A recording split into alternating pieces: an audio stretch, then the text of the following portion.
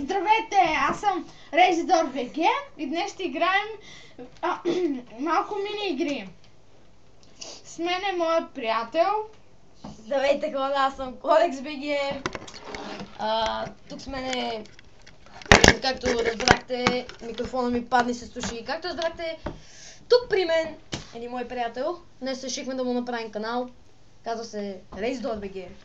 И сега той ще цъка TNT Run, Spoblif и някои други TNT игри в сервера на Hypixel.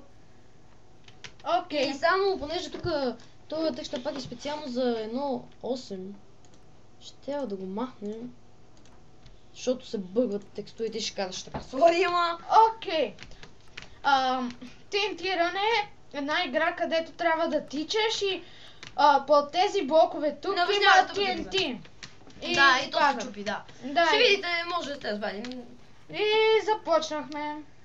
Така, след като видеото свърши, трябва да харесате, да се абонирате за мен, за Колекс БГ, за Резидор БГ, също и да харесате клипчето. И сега се насладете. И аз всъщност играя за първи път. Да, това... Мини игри. Само и още нещо ви моля в коментарите да не ми пишете: "О, то много зле."